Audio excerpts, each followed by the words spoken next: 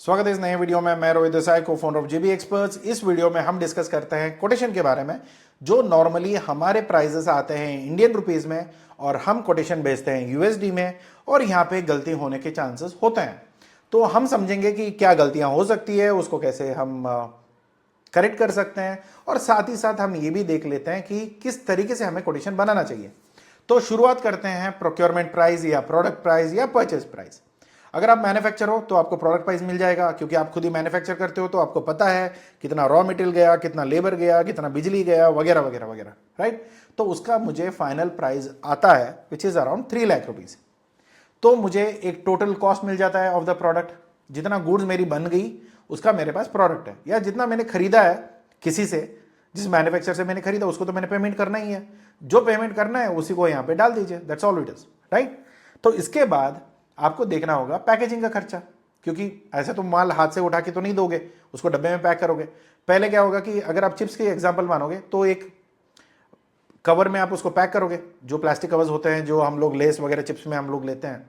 तो पहले लेस की प्लास्टिक पैकेज होती है, फिर बाद में वो सारी चीजें कार्टन बॉक्स में पैक होगी।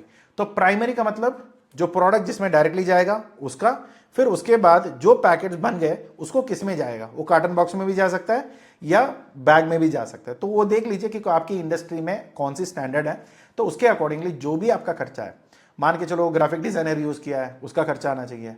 अभी मटेरियल मैंने उसको पार्सल ऑर्डर किया था तो उसने बना के मुझे भेजा, उसका ट्रांसपोर्टेशन सब कुछ मिला के मुझे इतने में उसका पैकेजिंग कॉस्ट मिला। तो वो सारे प्राइजेस यहाँ पे टोटल होना चाहिए। मैंने ऐसे ही नंबर लिया है, मगर आप देख लेना कि आपको कितना पड़ेगा। तो इसके बाद आता है डोमेस्टिक चार्जेस, क्योंकि मटेरियल तो ऐसा कोई नहीं है ना कि जहाज आके आपके घर से मटेरियल लेके जाएगा, आपको भेजना पड़ेगा।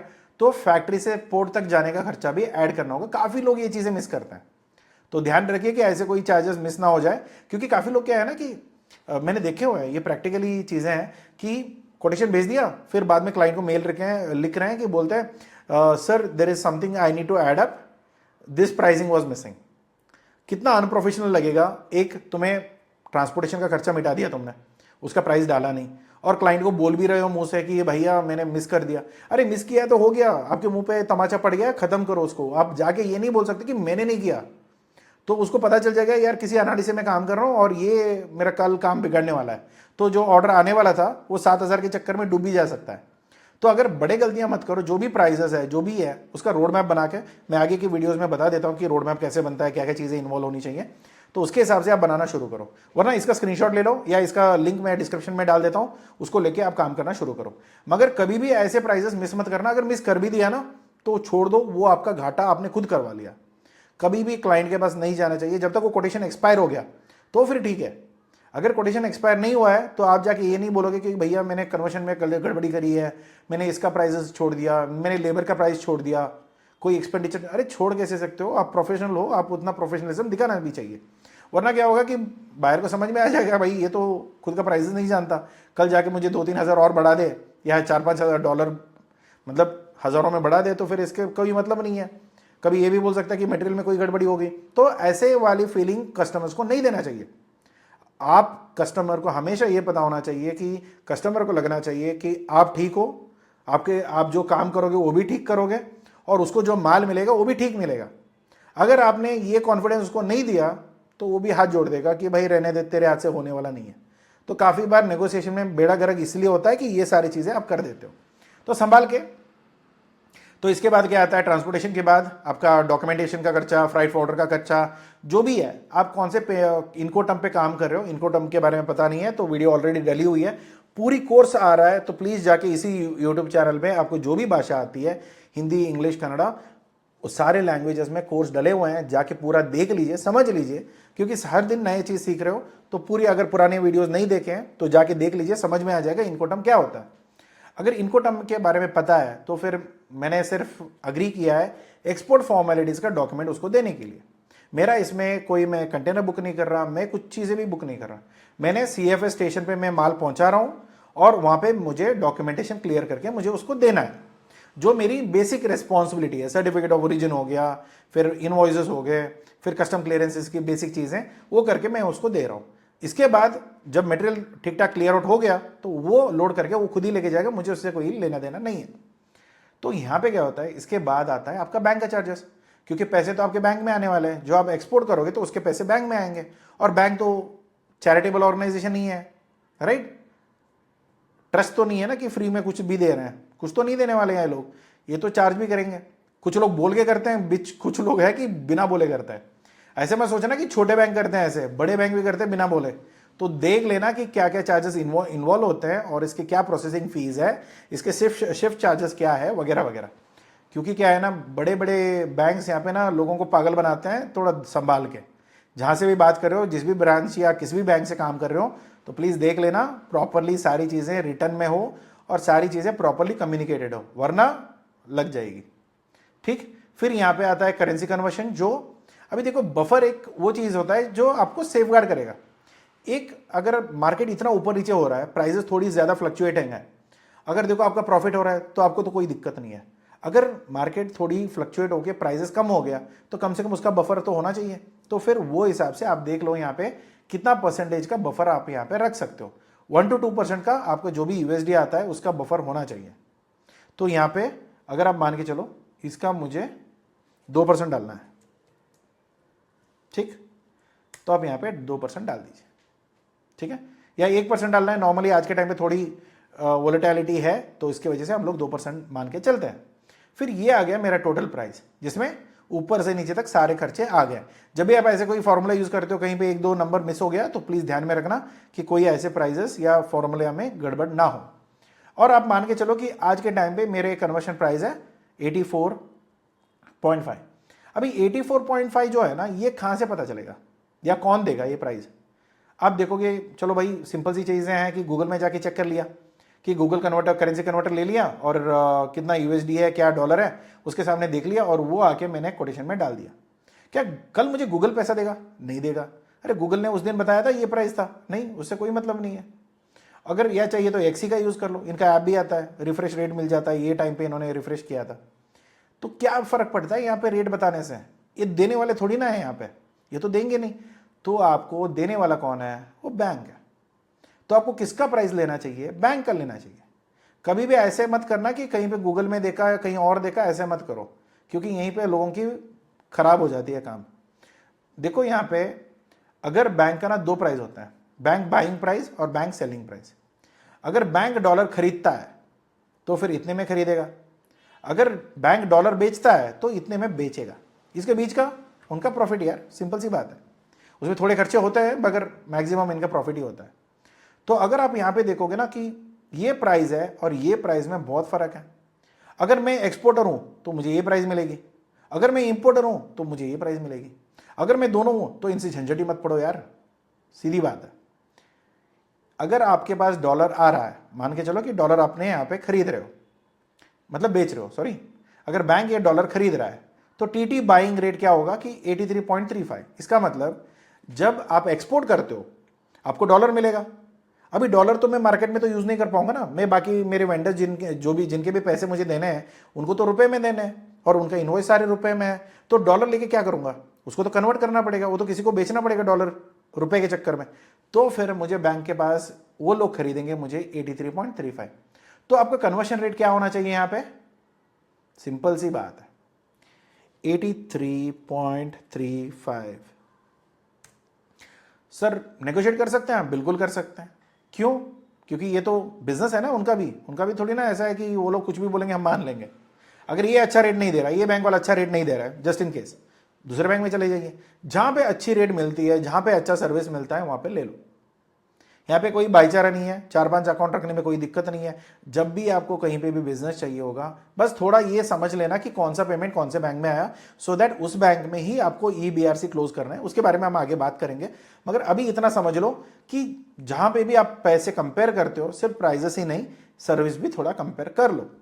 क्योंकि क्या होता है कि अच्छा रेट तो दे दिया मगर बहुत बुरी खराबी वाली सर्विस है, पैसा आया तो बताया नहीं, पेमेंट करेक्टली कन्वर्ट नहीं हुआ, बिना मुझे बोले वो कन्वर्ट कर दिया, फिर बोला कुछ है किया कुछ है, ये भी होता है बैंकिंग में। तो काफी लोग गड़बड़ कर देते हैं। तो आप देख लेना, तो आप समझदार है, आप अपना बिजनेस चला रहे हो, उनके भरोसे पे तो नहीं चला रहे हो कि बैंक गड़बड़ करता है तो इसकी वजह से मेरा चक्कर कट रहा है। तो ऐसा कुछ भी है तो मैं आगे बताऊंगा कि आपके बैंकिंग सिस्टम कैसा रहेगा, क्या काम करेंगे, या क्या क्या चीज़ों में दिक्कत करते हैं, क्या चीज़ें स्कैम करते हैं बैंक वाले, तो ये चीज़ें मैं आगे बताऊंगा आपको, मगर अभी फिलहाल के लिए टॉपिक में वो नहीं है। तो यहाँ पे आपने कन्वर्शन चार्जेस डाल दिया, सो जो है 33.38। अगर मैंने ये नहीं किया था, ठीक है, मैं इसको प्राइजेस में यहाँ पे कॉपी करके मैं आपको रेफरेंस के लिए रखता हूँ, और मैं यहाँ पे लेता हूँ 84, या मैंने अभी जो गूगल में देखा था विच इज़ 85.42, ठीक है। तो मैं यहाँ पे क्या करता हूँ, मुझे तो पता है कि गूगल ने बताया, नॉर्मली यही होता है ना लोगों का,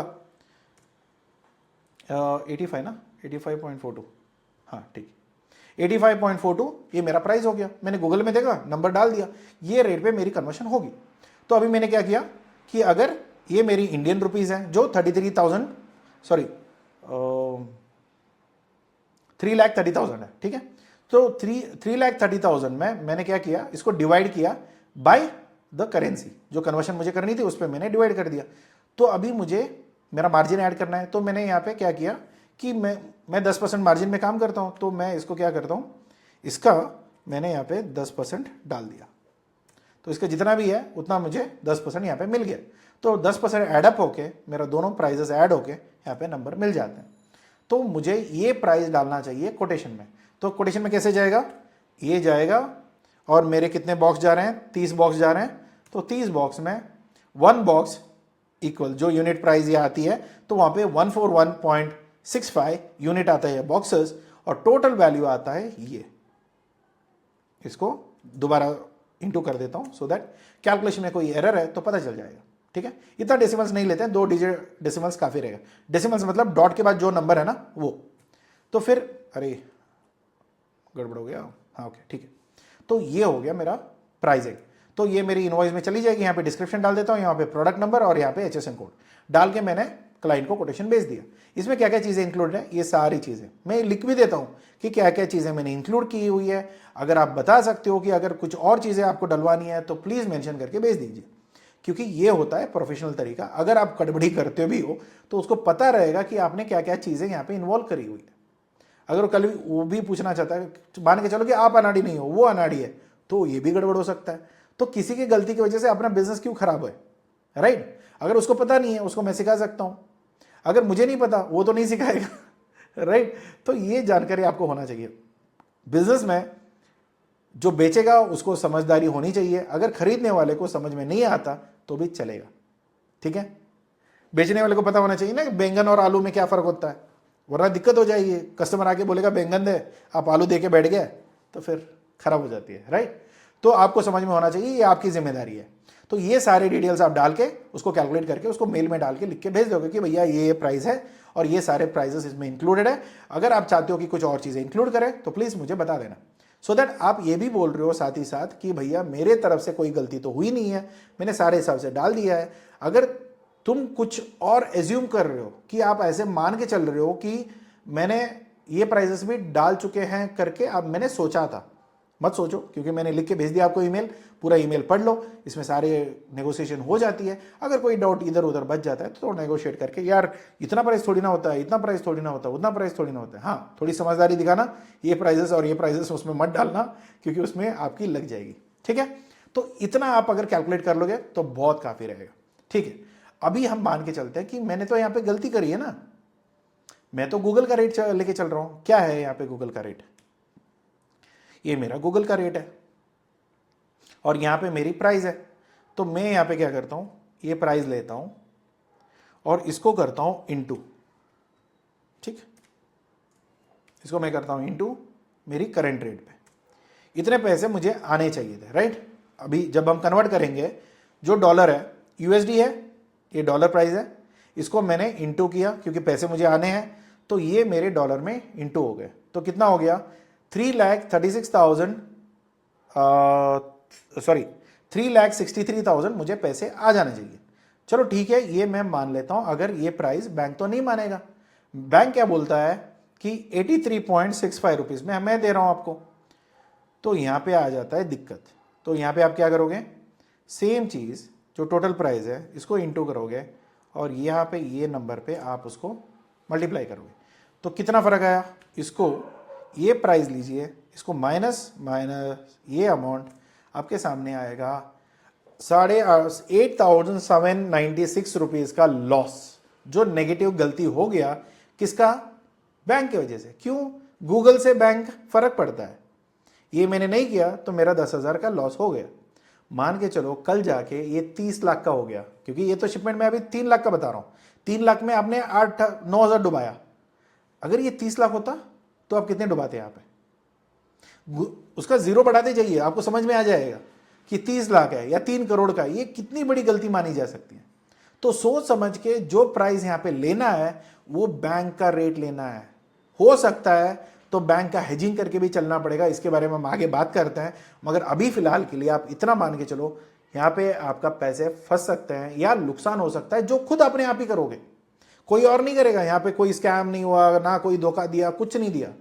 आपने सिर्फ अपना अपना लेके चले और बैंक को आके बोलोगे यार तुम तो ये रेट पे नहीं करोगे, और आज का रेट कल का रेट में फर्क होगा, 100% होगा। या आपका नसीब है अगर मिल गया तो वही रेट पे, जिस रेट पे आपने कन्वर्शन किया। क्योंकि मुझे तो कभी नहीं होता है, जब भी मैंने कन्वर्शन रेट पकड़ा है, अगर फ्लैट नहीं मिला, स्पॉट्स पे मैंने प्राइसेस उठाया, तो कभी मुझे स्पॉट प्राइस पे मैचिंग नहीं मिलता है, थोड़ा ऊपर नीचे होता ही है। वो इंडस्ट्री ऐसा है। अगर प्राइसेस कांस्टेंट है तो फिर आपकी नसीबी है कि भाई मैंने जो कन्वर्शन डाला था पॉइंट पॉइंट पे भी मैच हो गया तो बहुत बड़ी बात।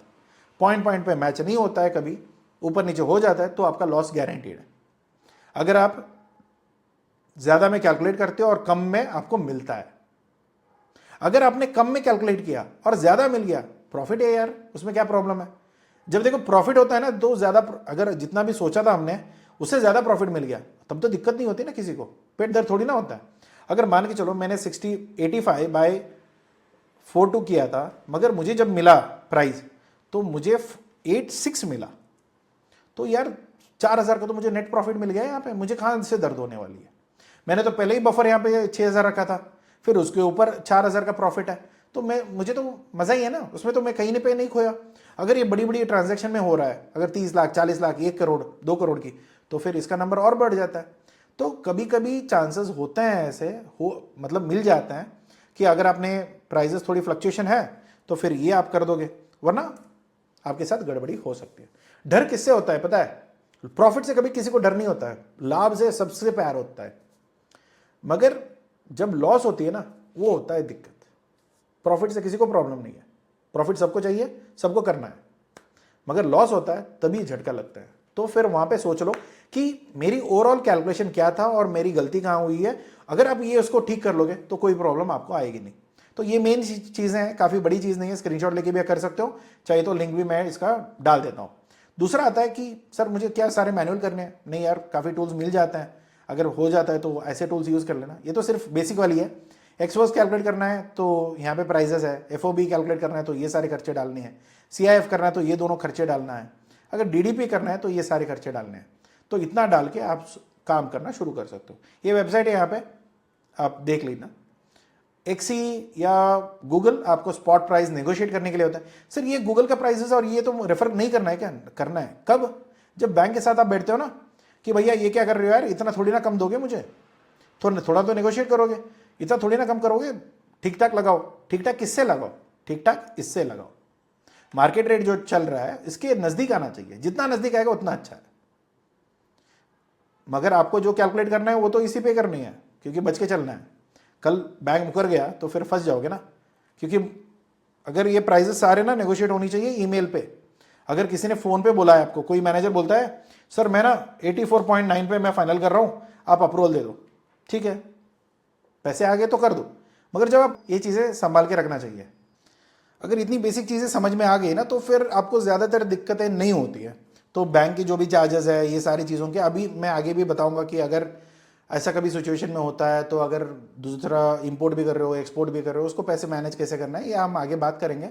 मगर ओवरऑल अभी के लिए ये सारी चीज़ें सॉर्ट करो, कहीं पे पेमेंट की दिक्कत नहीं आना चाहिए। तो ये चीज़ें संभाल के आप जब भी कोटेशन भेज रहे हो, क्योंकि क्या होता है ना, जब भी कुछ भी चीज़ें आप भेजते हो, ईमेल करते हो, एक प्रॉपर तरीके से अगर आप कर दोगे तो उसको पता रहेगा। तो जब भी कोटेशन में जब ईमेल में जब डालोगे तो ये चीज़ें, ये 2-3 चीज़ें मेंशन नहीं होना चाहिए, उतना ध्यान रखो, बाकी चीज़ें ओके है। किसी को बोल रहे हो कि प्रॉफिट मार्जिन कितना डाला है वगैरह वगैरह बताओगे तो मुश्किल हो जाएगी। तो बेसिक चीज़ें जो है वो आप ईमेल में लिखो और भेज दो, और बाकी चीज़ें ऑटोमेटिकली हो जाना चाहिए। इसके अलावा और कोई डाउट है तो प्लीज़ बताया करिए कमेंट बॉक्स में। और कोई भी सवाल है तो कमेंट बॉक्स तो ओपन है, वहाँ पे आप कुछ भी सवाल पूछ सकते हो, या अगर आपके लिए कोई अर्जेंट टॉपिक है तो फिर आप वहाँ पे लिख दीजिए कि मुझे इस टॉपिक पे भी वीडियो चाहिए, तो फिर हम जितना शेड्यूल पे तो होगा मगर जितना जल्दी हो सके तो मैं बनाने के लिए भी ट्राई करता हूँ।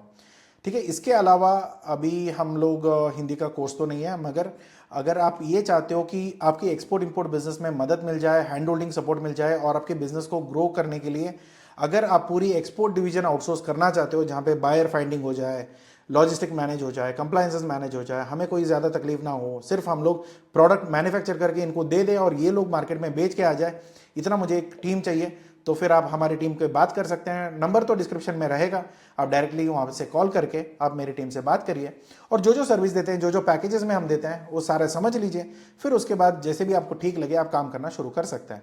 अगर आपको पर्सनल कंसल्टेशन चाहिए किसी चीज़ के लिए तो भी आप कंसल्टेशन कॉल उसी नंबर पर बुक कर सकते हैं। वो नंबर आपके लिए अवेलेबल रहेगा 24/7, वहाँ पे एजेंट्स बैठे हैं, तो फिर वो आपको रेस्पॉन्ड कर देंगे।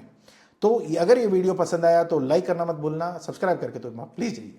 Okay, thank you so much for watching this, take care, bye bye.